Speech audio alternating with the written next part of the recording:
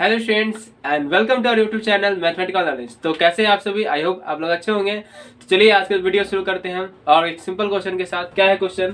पहला क्वेश्चन है कि एक शंकु की ऊंचाई 24 सेंटीमीटर है। ऊंचाई कितना है? 24 सेंटीमीटर और आधार की त्रिज्या 6 सेंटीमीटर है। तो शंकु का आयतन होगा। मतलब कि कोई शंकु है, उसका क्या दिया हुआ है? शंकु का आपको आधार दे दिया, आधार का त्रिज्या दिया गया है, ठीक है ना। ये एक शंकु हो गया, ठीक है। और इसका त्रिज्या दिया हुआ है कितना? 6 सेंटीमीटर और इसका ऊंचाई दिया हुआ है 24 सेंटीमीटर। इसका ऊंचाई दिया हुआ है 24 सेंटीमीटर। क्या पूछा जा रहा है आपसे? तो इसका शंकु का आयतन पूछा जा रहा है। क्या पूछा जा रहा है? शंकु का आयतन। अब देखिए शंकु का आयतन कैसे निकालेंगे। तो शंकु का आयतन निकालने के लिए बहुत सिंपल सा तरीका। सबसे पहले हमको ये देखना है क्या इसका पाई का मान रखना है हमको। आप देख रहे हैं सब ऑप्शन में पाई दिया हुआ है, मतलब जैसे पाई है उसी तरह से छोड़ देना है। मतलब पाई का मान आपको नहीं बैठाना, ठीक है ना। तो पाई का मान नहीं बैठाना है। शंकु का आयतन का फॉर्मूला क्या होता है? तो इसका फॉर्मूला होता है 1/3 पाई आर स्क्वायर एच। क्या होता है फॉर्मूला आयतन का? 1/3 पाई आर स्क्वायर एच। तो 1/3 पाई आर स्क्वायर एच हमको पाई को छोड़ देना है, क्योंकि पाई को कोई छेड़छाड़ नहीं किया गया है।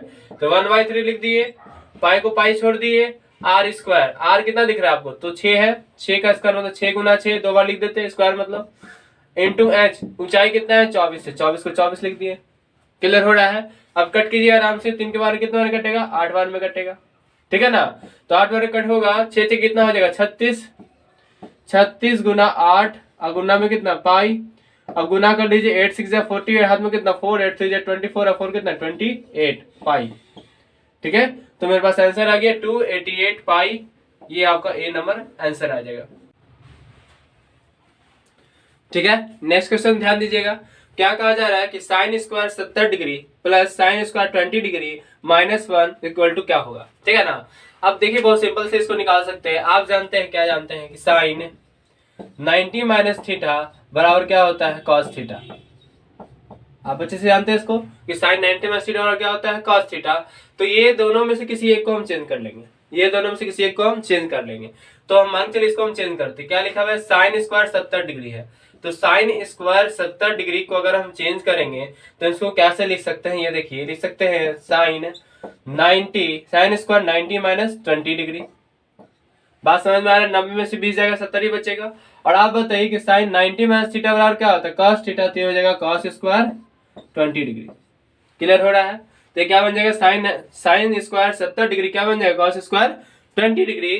तो अब इसको आगे हम बढ़ते हैं, चूंकि एक फार्मूला होता है जो कि आप जानते होंगे। क्या जानते होंगे? Sine square theta plus cos square theta equal to में क्या? 1। क्या होता है? Equal to 1। तो आप देखिए यहां से हम आ रहे हैं, साइन स्क्वायर 70 डिग्री प्लस क्या लिखा हुआ है? साइन स्क्वायर 20 डिग्री माइनस में क्या है? 1 है, ठीक है ना। अब ध्यान से देखिएगा, साइन स्क्वायर 70 डिग्री है। अभी साइन स्क्वायर 70 डिग्री क्या चेंज किया है? Cos square 20 degree. तो हम लिख सकते हैं कॉस स्क्वायर 20 डिग्री, ठीक है, प्लस में साइन स्क्वायर 20 डिग्री माइनस में क्या है? 1। अभी आप देख रहे हैं कि sine square theta plus cos square theta equal to क्या होता है? 1 होता है, ठीक है ना। तो क्या हम sign square theta plus cos theta, आपको दिख रहा है थीटा तो सेम है ना। तो ये टोटल का जो वैल्यू होगा क्या हो जाएगा? 1 हो जाएगा। क्या हो जाएगा? 1। पहले से -1 है तो 1 में से 1 जाए क्या बचेगा? 0। क्लियर है? क्या बात आपको समझ में आ रहा है? चेंज करने आ रहा है आप लोग को ये वाला, ठीक है ना। तो देखिए ध्यान से देखिए, ठीक है ना। तो 1 में से 1 जाए क्या बचेगा? 0। अब देखिए 0 कहाँ दिख रहा है? ए ऑप्शन में दिख रहा है। ए में टिक लगा लेंगे, आपका आंसर आ गया, ठीक है ना। ठीक है, ध्यान दीजिए। नेक्स्ट क्वेश्चन क्या कहा जा रहा है? यदि किसी वृत्त की त्रिज्या आधी कर दी जाए तो पुराने एवं नए वृत्त की परिधियों का अनुपात होगा। कहने का मतलब, मान लीजिए कि हम पहले वृत्त त्रिज्या आर मान लिए। क्या मान लिए? आर मान लिए। तो उसका अगर आर मान लिए तो दूसरा क्या हो जाएगा? r/2। r/2 करने का मतलब कि जैसे किसी भी चीज का आधा मतलब क्या होता है? जैसे हम बोले 6, तो 6 का आधा क्या होता है? 3 होता है। तो 3 कैसे आएगा? 2 से भागा देगा तभी आएगा ना 3। मतलब कि जब भी किसी आधा करना तो 2 से भागा देते हैं हम लोग, सिंपल सा चीज है। तो हम क्या कर लिए? पहले इसको r मान लिए, दूसरा क्या हो जाएगा? तो r/2 हो जाएगा। अब ध्यान समझिए, क्या कहा जा रहा है आपसे? कहा जा रहा है कि यदि किसी वृत्त की त्रिज्या आधी कर दी जाए, इतना तो कर लिए हम, आधा कर लिए, r मान लिए, दूसरा r/2 हो गया। तो पुराने एवं नए वृत्त की परिधियों का अनुपात क्या होगा, ठीक है ना। तो पुराने एवं नए वृत्त की परिधि, अब सबसे पहले ये मालूम होना चाहिए कि आपका वृत्त का परिधि होता क्या है। तो वृत्त का परिधि क्या होता है? तो वृत्त का परिधि होता है 2πr। अब 2 पाई आर होता है, यहाँ पर अगर लिखते हैं पहले वृत्त का हम बात किया जाए, चाहे पुराने वृत्त का बात किया जाए, तो क्या हो जाएगा 2 पाई आर। नए वृत्त का क्या हो जाएगा, तो 2 पाई आर बटा 2। क्या बात समझ में आ रहा है? आर की जगह पे क्या आ जाएगा, आर बटा 2, चूंकि क्या हो जा रहा है, त्रिज्या आधा हो गया। अब क्या पूछा जा रहा है कि इस परिधियों का अनुपात पूछा जा रहा है, तो अनुपात निकालना है हमको। क्या निकालना है, अनुपात निकालना है। मतलब क्या करेंगे, पहले वाले चाहे पुराने वाले वृत्त के परिधि अब बटा में नए वाले वृत्त की परिधि, तो हम लिख रहे हैं पुराने वाले वृत्त की परिधि 2 पाई आर बटा नए वाले वृत्त की परिधि 2 पाई आर बटा 2। क्या बात समझ में आ रहा है आप लोग को? तो हम क्या करेंगे, अभी क्या हो जाएगा, 2 से 2 कट हो जाएगा, ठीक है ना, पाई से पाई कट हो गया, आर से आर कट हो गया। ये जो बटा में 2 है कहाँ जाएगा, गुना में जाएगा। आप देखिए ध्यान से, क्या बचा, ऊपर 1 बचा, इसके नीचे 1, उसके नीचे क्या बचा 2। अब ये जो 2 है कहाँ जाएगा, ये गुना हो जाएगा ऊपर से, ठीक है ना, बटा के नीचे बटा, ऊपर जाके सटा, तो ये हो जाएगा 2 बटा में कितना 1, तो अनुपात निकलेगा आपका 2:1। क्लियर हो रहा है? ठीक है, बढ़ते हैं नेक्स्ट क्वेश्चन की ओर। तो ध्यान दीजिए नेक्स्ट क्वेश्चन पे। नेक्स्ट क्वेश्चन क्या कहा जा रहा है, बिंदु 2 और 3, क्या है, 2 और 3 की दूरी मूल बिंदु से होगी। अब यहाँ पर देखना है कि 2, 3 एक बिंदु है जिसका निर्देशांक दिया हुआ है 2 और 3, ठीक है। दूसरा क्या कहा जा रहा है, किसे निकालना है, मूल बिंदु से। आप जानते हैं कि मूल बिंदु का निर्देशांक क्या होता है, 0 0। क्या होता है, 0 0, मतलब कि x भी 0 और y भी 0। यहाँ पर x कितना है 2, y कितना है 3, और इसके बीच का दूरी हमको क्या करना है, ज्ञात करना है कि इसके बीच का दूरी क्या होगा, ठीक है। अब इसके बीच का दूरी हमको निकालना है, देखिए कैसे निकालेंगे, ध्यान समझिएगा। हम इसका फॉर्मूला होता है, दूरी सूत्र होता है, आप जानते होंगे, x1 y1 कर लेते हैं, इसको x2 y2 कर लेते हैं, ठीक है। अब इसका हमको निकालना क्या है, बहुत इजी, आराम से हम निकाल सकते हैं। दूरी सूत्र लगाएंगे, फॉर्मूला लगा देंगे। मान लीजिए इसका नाम देते हैं a, इसका नाम दे दिए b। एक पॉइंट a है जिसका निर्देशांक 2 और 3 हो गया, और b का निर्देशांक क्या हो गया, 0 0, मतलब मूल बिंदु हो गया वो, ठीक है। तो अगर हमको a b निकालना होगा, मतलब a b मतलब इसके बीच का डिस्टेंस, तो क्या होगा, under root x2 minus x1 का स्क्वायर या तो x1 माइनस x2 का स्क्वायर, ठीक है।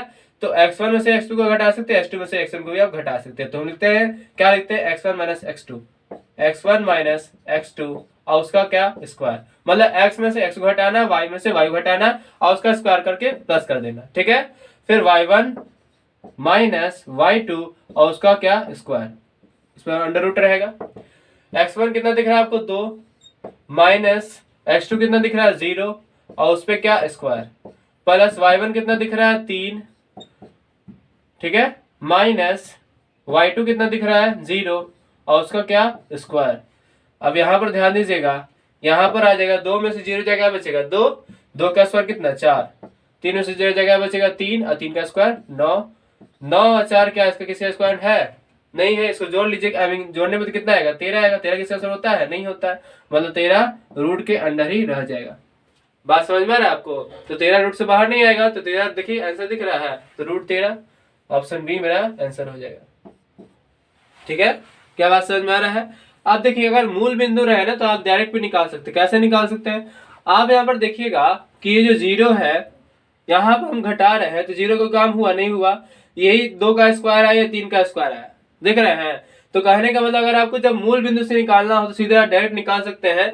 इसी का क्या करेंगे, हम अंडर रूट करेंगे 2 का स्क्वायर और प्लस 3 का स्क्वायर, समझ रहे हैं। तो 2 का स्क्वायर कितना होता है 4 और 3 का स्क्वायर कितना होगा 9 और 9 4 कितना हो जाएगा 13, ठीक है। जब आपको मूल बिंदु से निकालना हो तब का हम बात बता रहे हैं, ऐसा नहीं कि हमेशा आप लगा दीजिएगा, इधर वाला कुछ दिया इसको छोड़ देना, ऐसा नहीं करना। कहने का मतलब जब मूल बिंदु से दिया तो मूल बिंदु मतलब 0 0 हो जाएगा, तो सबको काम ही नहीं हुआ, देख रहे घट के क्या आ गया, वही रह गया। इसलिए आप सीधे इसका स्क्वायर कर लेंगे, इसका स्क्वायर करके जोड़ देंगे तो ही मेरा आंसर आ जाएगा, अगर मूल बिंदु से पूछा जाए तो, ठीक है ना। तो बढ़ते हैं नेक्स्ट क्वेश्चन, ठीक है। तो नेक्स्ट क्वेश्चन ध्यान दीजिए, क्या कहा जा रहा है, किसी एपी का nवां पद 4 - 7n है, ठीक है ना। तो सर्वांतर का मान होगा, मतलब आपको सर्वांतर मतलब क्या, कॉमन डिफरेंस डी निकालना है कि डी कितना होगा। आपको क्या दिया हुआ, एपी नहीं दिया गया, एपी का nवां पद मतलब कि टीएन बराबर दे दिया गया है, क्या दिया गया है 4 - 7n, क्या दिया गया है 4 - 7n। क्या बात समझ में आ रहा है आप लोग को क्वेश्चन? अब ध्यान समझिए, अब यहाँ पर हम क्या करेंगे, अगर हमको T1 निकालना हो, जैसे मान चलिए हम कोई 2-3 पद निकाल लेते हैं, ठीक है ना, उसके बाद ही ना हम डी निकालेंगे, ठीक है ना, किसी 2 को घटा के निकाल लेंगे डी। तो हम पहले T1 निकालते हैं, ठीक है। तो T1 मतलब कि n की जगह पे क्या आ जाएगा 1, तो जो n की जगह 1 आएगा तो यहाँ पे 7 इंटू 1, तो यहाँ पर क्या हो जाएगा 7 माइनस 4 माइनस 7 और घटा दीजिए क्या आ जाएगा -3, मतलब कि पहला पद क्या निकल के आ जाएगा -3। क्लियर हो रहा है। फिर आते हैं तो अगर दूसरा पद निकालना हमको क्या करेंगे 4 माइनस 7 इंटू n की जगह पर 2 रख देंगे, तो यहाँ पर आ जाएगा 4 माइनस 7 2 जा 14, और 14 से 4 जा क्या बचेगा, यहाँ पर पहले 14 लिख देते हैं, घटा दीजिए क्या आ जाएगा -10, यहाँ लिख दिया -10। क्लियर हो रहा है। फिर हमको तीसरा निकालना हो तो ज्यादा चीज निकालने की जरूरत नहीं है, हमको डी आराम से आ जाएगा इसी से, लेकिन एक बार हम निकाल के दिखा दे रहे हैं आपको। 4 माइनस 7 इंटू 3, 7 के कितना होता है 21, तो 4 माइनस 21 घटा दीजिए, 4 में से 21 जाएगा क्या बचेगा जल्दी से बताइए, 4 में से 21 जाएगा तो बचेगा कितना 17, यहाँ लिख दे रहे -17। ठीक है, तो यहाँ पे हो गया -17 हो गया, लिख दिए, मतलब तीसरा पद हो गया, ये दूसरा हो गया, ये तीसरा हो गया। आगे और से निकाल सकते, कोई फायदा है नहीं हमको क्या निकालना है डी निकालना है। तो डी कैसे निकालता है आप जानते हैं कि T2 माइनस T1 कर दीजिए, T3 में से T2 घटा दीजिए, वैसे भी करके निकाल सकते हैं आप। हम निकालते हैं डी बराबर T2 माइनस T1, क्या कर दिए T2 माइनस T1, मतलब दूसरे टर्म में से पहले टर्म का माइनस कर रहा है। अब यहाँ पर देखिए दूसरा टर्म क्या निकला मेरा, -10 निकला, ठीक है ना, माइनस पहला टर्म क्या है -3 है। क्लियर हो रहा है, बात समझ में आ रहा है आप लोग को। तो ये हो गया -10 माइनस क्या हो जाएगा +3, तो 10 में से 3 जाएगा क्या बचेगा -7। तो इसका मतलब हुआ कि हमारा जो डी है सर्वांतर क्या आ रहा है -7 हो रहा है, देख रहे हैं -7 फिर -7, तो -7 बढ़ते चला जाएगा। तो -7 कहाँ दिख रहा है आपको, ABCD डी में, ठीक है ना, तो डी हम मेरा आंसर हो जाएगा। क्लियर हो रहा है, क्या क्वेश्चन समझ में आ रहा है आप लोग को। तो अगर क्वेश्चन समझ में आ रहा है तो जल्दी से इसको लाइक कर दीजिए, और लाइक करने के बाद अगर आप हमारे चैनल में नए हैं, सब्सक्राइब नहीं किए, जल्दी से सब्सक्राइब कीजिए और ज्यादा से ज्यादा बच्चों तक शेयर करें। ठीक है, धन्यवाद।